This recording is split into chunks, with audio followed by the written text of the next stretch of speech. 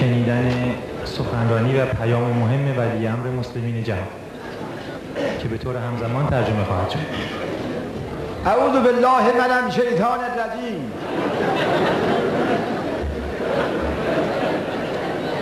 قال ابو نصر فی کتاب الحجیم کل افراش الصغیر مسمى بالجاجیم.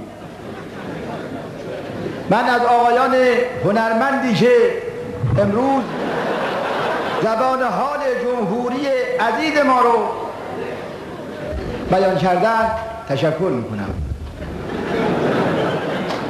این هم وجه دیگری است از سیمای جمهوری عزیز ما و پاسخی است به همه مغرضان و مدعیانی که ما رو متهم به بی‌فرهنگی و بی‌هنری میکنند. از قضا ما علمای هنرمند زیادی داشتیم که اونها گمنام باقی موندن، من جمله شیخ مشعوف که رساله مفصلی داره اندر باب تنظیم حرکات بدن با اصوات و نوا که در اون حدود و موازین شرعی حرکات بدن در حالت سماع رو مشخص کرد. روحانی هنرمند پیوندتان مبارک، روحانی هنرمند پیوندتان مبارک. همینطور من از آقایان میهمانان عزیزی که امروز در مراسم سالروز دهه میمون با خوندن نظام به اینجا تشریف آوردن تشکر میکنم. شور، اشتیاق و علاقه این عزیزان برای حضور در این مراسم نشون دهنده حس، تمایل و کشش غریزی انسان هست به اکل، شرب و اخذ که فی نفسه امر بدی نیست، اما به شرط اینکه این آقایون هم مثل بعضی از دوستانشون بر نگردن به کشورهای خودشون و پس از این همه محبت پشت سر ما صفحه بذارن و نمک بخورن و نمکدون بشکنن. اما امروز روی سخن من با شما عزیزان توسری خورده مؤمن مخلص حزب الله هست.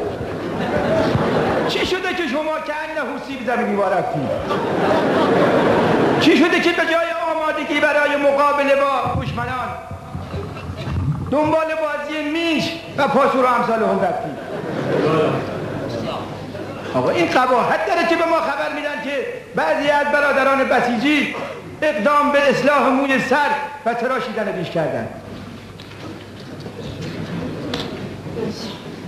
حتی به من خبر دادن که بعضی از اونها در خانه مادرهاشون رو به جای ننه مامان خطاب میکنن. استغفرالله.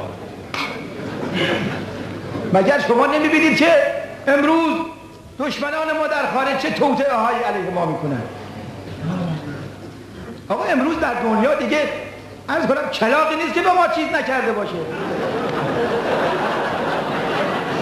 مگر نمیبینید که استکبار جهانی این روزها چه چشم قره‌ای علیه ما میره؟ اون هم چه چشم قره‌ای؟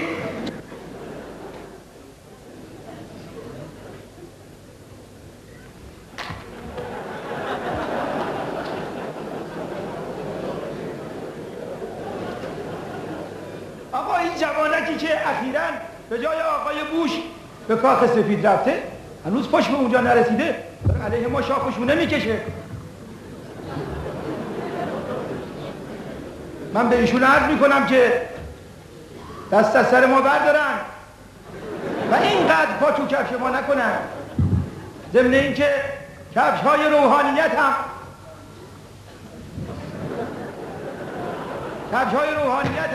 از قدیم ته نداشته.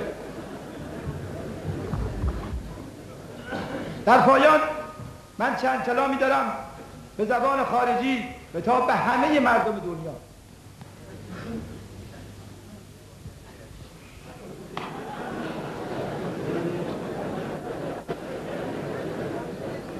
ایها الاخوة والاخوات فی بوسنی و هرزگوین و سایر نقاط، من الدجلة الى الفرات، الى اون طرف کوههای آرارات.